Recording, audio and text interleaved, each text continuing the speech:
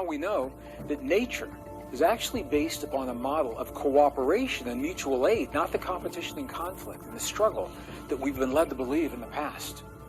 Well, in this episode, we'll take this idea one step further. We'll explore the science, the new science that takes our personal connection to the earth to the most intimate level yet.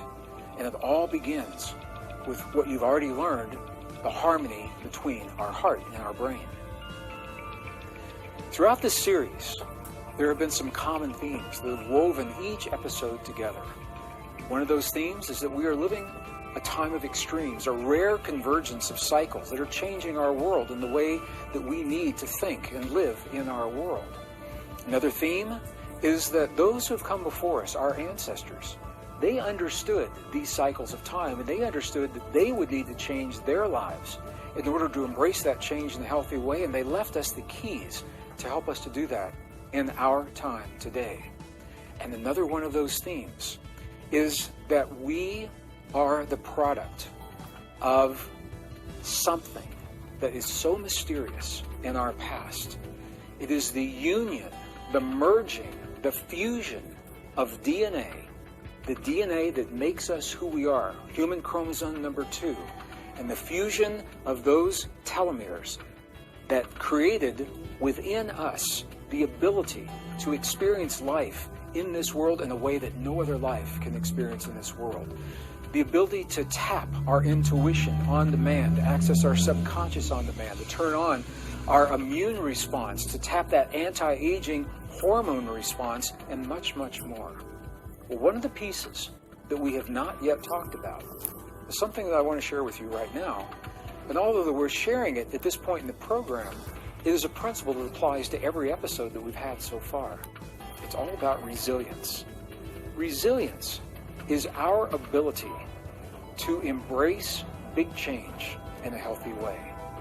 When we talk about personal resilience, you can actually think of it as the batteries. You can think of it as the emotional batteries, the psychological batteries, even the physical batteries in your body, and the charge that needs to be maintained so that you can respond to life in a healthy way when the universe brings change right to your doorstep. Now, we don't always know what's going to happen in the world, and we can't always determine what the world is going to bring to us, but we can, with absolute certainty, determine how we respond to what the world shows to us. Because as we master the potential for tremendous super resilience within ourselves, we feel confident. It gives us the confidence that we can embrace whatever change the world brings to us in a healthy way, and we can do it again and again and again. So I'm going to be really clear with you about where I'm coming from on this. You already have resilience in your life. We all do. You have the resilience that's helped you to this moment in your life to deal with whatever changes life has brought to you. But if you can think of resilience as a curve, what researchers tell us is that we embrace change typically in a way that follows a curve in a very specific way over about a 60-day period. When we're faced with a new challenge in our lives, something unexpected comes up, the caring for an aging parent, for example, or the loss of a loved one, those are negative experiences, but it can be positive experiences. The embracing of a new job, the embracing of a new discovery and carrying that discovery out in the stages all over the world, all of those require resilience. Well, here's what the researchers tell us. In that curve of resilience, typically, when we're faced with a new challenge, good or bad, what we do is about the first 10 days of that challenge, we're up for it. We've got the emotional, the psychological, and the physical energy, and the curve is a steep curve that looks like this. Something begins to happen after about that 10 days because we cannot sustain that level of intensity for long periods of time, typically. Everyone's different. But typically, we begin to plateau. We see that plateau, and our energy levels even out. And if we are not trained, if we don't know how to manage that resilience, our energy levels begin to drop off very quickly, and we call it emotional exhaustion. Now, I know this personally in my own life. My mother's health has declined, and it happened faster than I expected it to happen, and it happened sooner in life. I always thought we'd have a lot more time together. I'm a researcher, I'm a scientist, I'm a scholar. So when I first saw the signs of what was happening with my mom, I was all over the information. I was on the internet every night researching what's been discovered, what can we do? Is there anything that we can do? And I followed this curve almost to a T. That first week or 10 days, my energy levels tremendously high. And then I began to plateau, and I could feel it in my body. But here's the key. Where some people would drop off quickly with emotional exhaustion, I had the benefit of the tools that you now have as well. Because the heart-brain harmony that we have already experienced and that you've learned the techniques for in previous episodes, that is the harmony that also gives us greater resilience in life. I practice in my life what I share with you. And because I did, this is the result.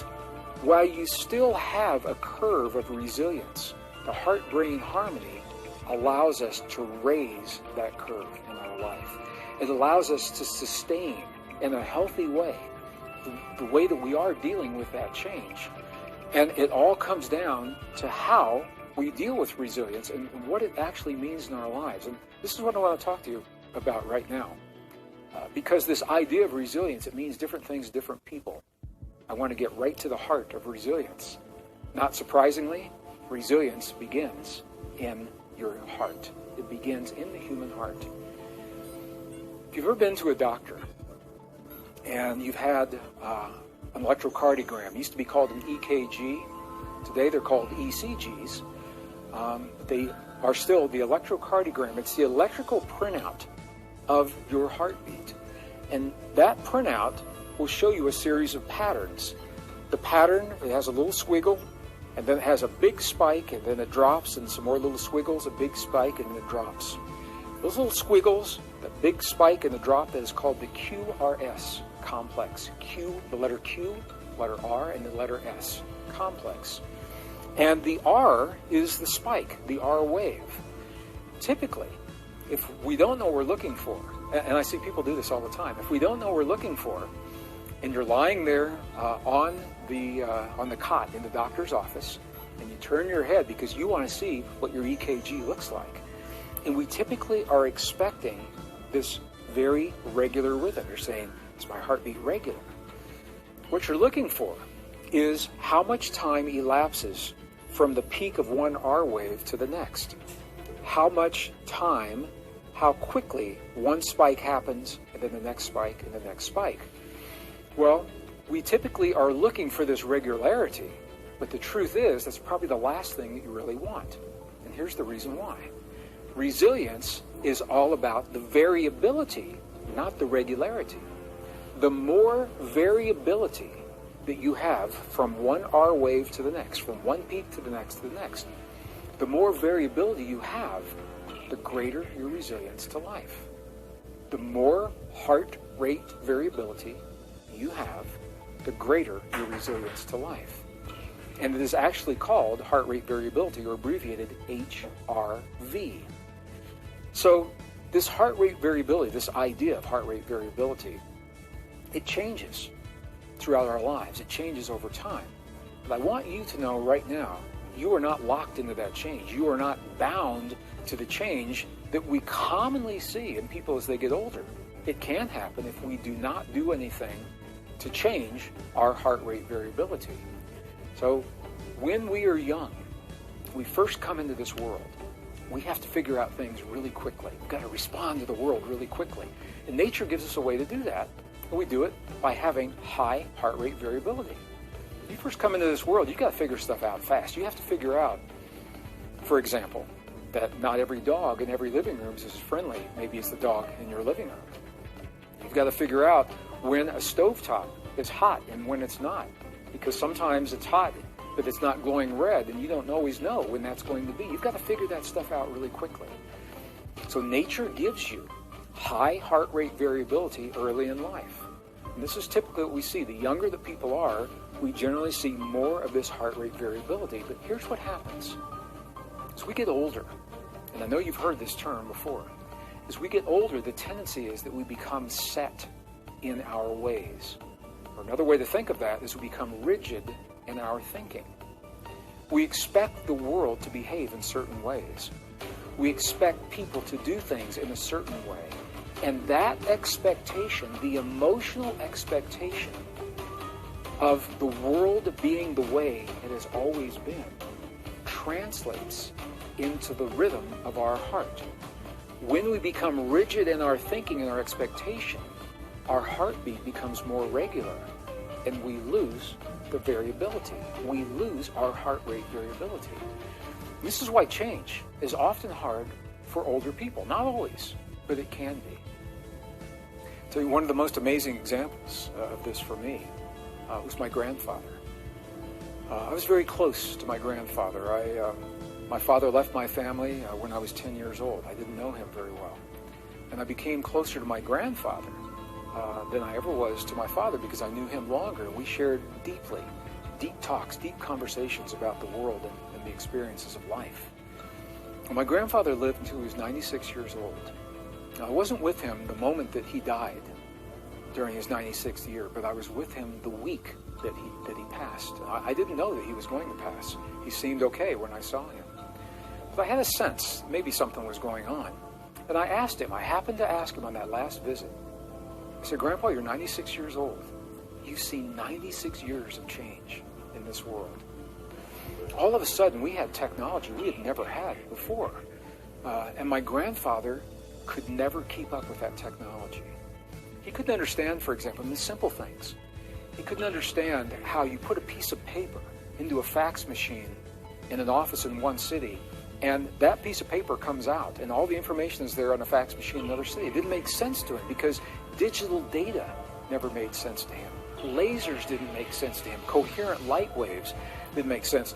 The way that jet planes fly, in his lifetime, he went from no planes to jumbo jets, and he could never understand how something that big could move in the air and contain the fuel that it takes to move fast enough to do that. He said, I got lost. He said, Greg, I got lost in my world. He said, I'm no longer a part of this world. It doesn't make sense to me any longer. At the end of that week, my grandfather died. And he died feeling like a stranger in his own world. And then maybe that feeling contributed to why he was no longer here. He didn't have the feeling and the connection and the will to be here any longer. So I'm saying this to you because change was hard for my grandfather. Always very hard for my grandfather. He was so rigid in his thinking. He wanted the world to be the way it was before World War II, before all those changes happened. And he used to fight that change. His heart rate variability, no surprise. When I went with him to the doctor and I would see that EKG, his heart rate variability looked like little squiggles. They weren't the big, deep heart waves of someone who's younger can embrace the change in a healthy way. It was the heart rate of someone who has lived to see a long life and is struggling with accepting and embracing the world as it is now being presented to him. So heart rate variability. How do we change that? Well, the good news is you can. You can change it at any time in your life. My grandfather, if he had chosen, could have embraced that heart rate variability in his life and the ability to change his own heart rate variability. How do you do that? As I mentioned just a moment ago, you already know how. When we harmonize our heart and our brain together, when we shift our awareness into our heart, number one, when we slow our breathing to about 5 seconds in, 5 seconds out, and we breathe as if that breath is coming from our heart, number two, and we begin to feel the feelings of coherence, the feelings of gratitude, appreciation, compassion, care, those kinds of feelings. And we establish the communication between the heart and the brain.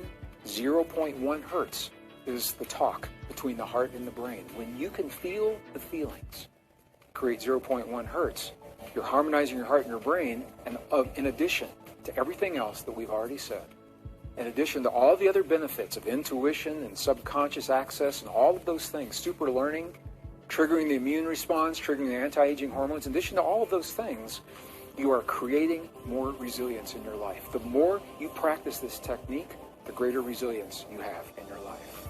So I'd like to take this conversation now to an even deeper level. By going deeper, it's going to also go global. Because what we now know is that the act of us having this experience, this heart-brain harmony, not only does it create coherence within our bodies, it is also the key to creating coherence in the field that connects all things. As you'll see in a moment, that can be a really good thing. Personal coherence is good. We're talking about global coherence, and that's really good. There's a magnetic field that surrounds our planet. And this magnetic field, the magnetic field of the Earth, it permeates all things. Everything is part of this magnetic field.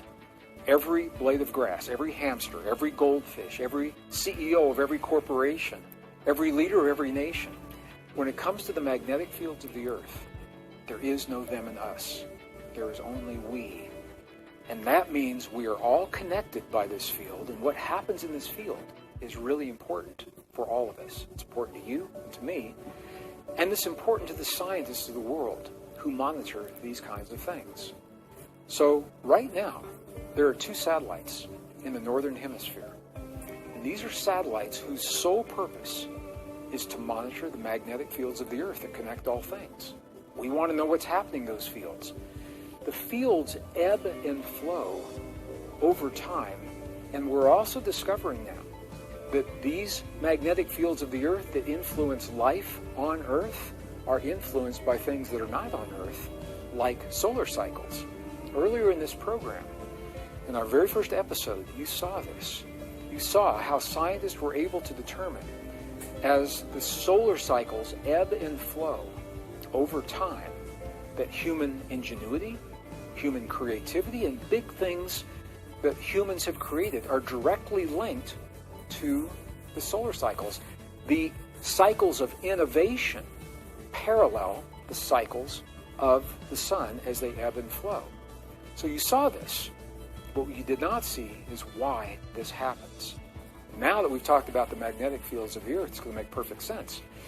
Because the solar cycles are also based on magnetic fields, but they're on the sun.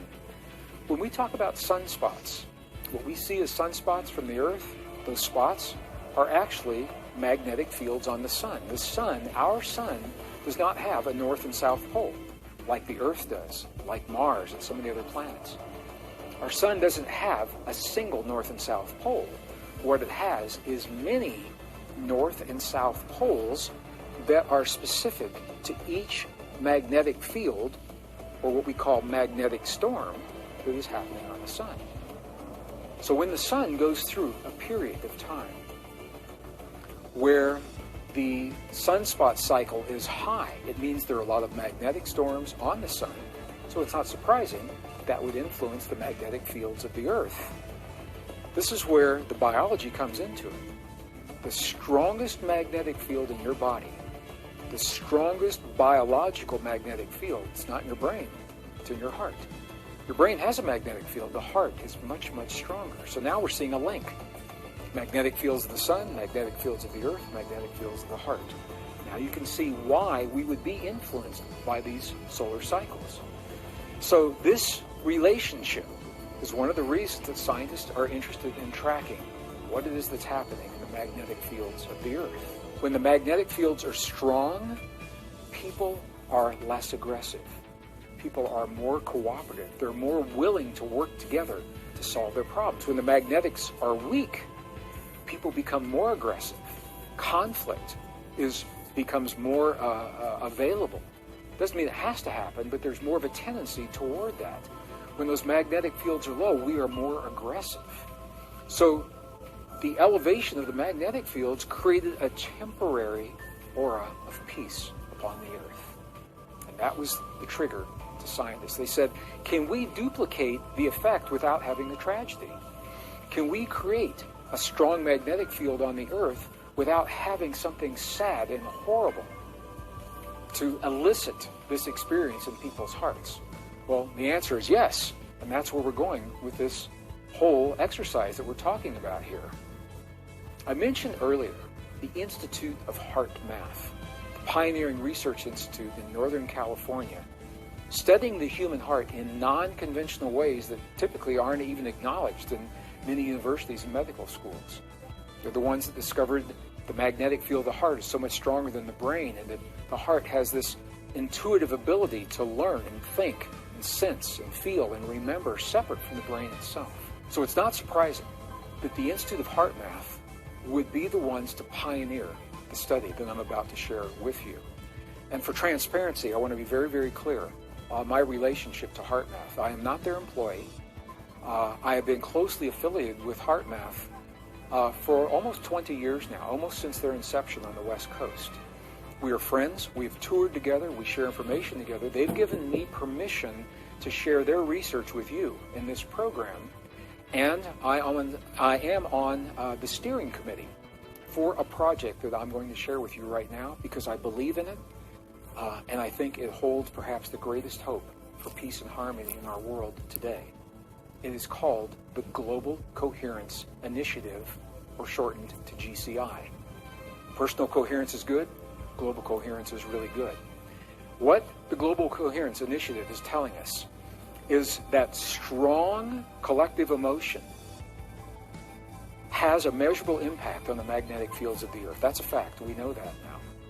So what HeartMath opted to do was two things, two phases. First, to build a project, and I'm going to read the mission statement word for word to you for this project, to build a project to create that coherence and to be able to measure the coherence in a scientific way so that we know when we're effective. Here's the mission statement for this project.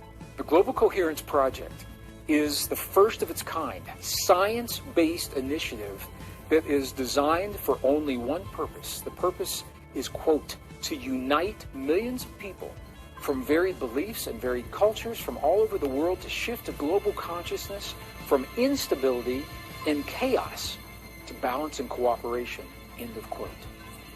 This is the first of its kind science-based initiative that is designed solely for the purpose of what I've just shared with you. Its only reason for existing is to create harmony and balance in the conscious fields that connect all things, and that begins in the magnetic fields that connect all things. Thinking is this. It's a very, very simple model. What HeartMath is thinking is that when we can create personal coherence in our own lives, in our homes, in our families, with our children, in the workplace, in the classroom, that we begin to build social coherence because that harmony is reflected in those around us. And if we do this on a large enough scale, it becomes the global coherence that gives us the environment to keep this going in our personal lives. It's much easier to live this kind of coherence when we are surrounded by other people that share the same belief. So, the Global Coherence Initiative was born, GCI. It is two phases. The first phase was the scientific documentation, the instrumentation that allows scientists for the first time to measure these fields independently of any other organization. This is not linked to a weather satellite or a communications satellite or a military satellite. We wanted to build the sensors to be able to tell us what the fields of the earth are really doing. Satellites are expensive, so HeartMath opted to build ground-based sensors. What you're seeing on your screen right now, this is the image of one of the first sensors. It was large, about 4 feet tall, and a little awkward. It worked very well, but as happens so often, the innovation moved quickly to much smaller sensors. And now the sensors are actually based in the ground, and the image you're seeing on your screen is the ground-based image of what that actually looks like. The sensors are still being built, the network, but right now there's one in Northern California, one in the East Coast of New York, there's one in the UK, one in Saudi Arabia, and there is one right now in New Zealand. This is the network so far. Additional sensors are proposed, but with what we have so far, we're able to bring back data every day, just like you're seeing on your screen. And this is telling us when the fields of the earth are quiet and when they're active. This is telling us when we are in coherence and when we're not. The beauty of this entire project is that we now have a tool using the best science of the modern world based on the wisdom of 5,000 years of human experience that harkens back to our most ancient and cherished spiritual traditions, that tells us if we can find a way to marry our heart and our brain together, in doing so, we create the field of peace and harmony in our world that actually encourages the cooperation that it takes to bring nations together in our time of extremes. I can't think of anything more beautiful, more beautiful.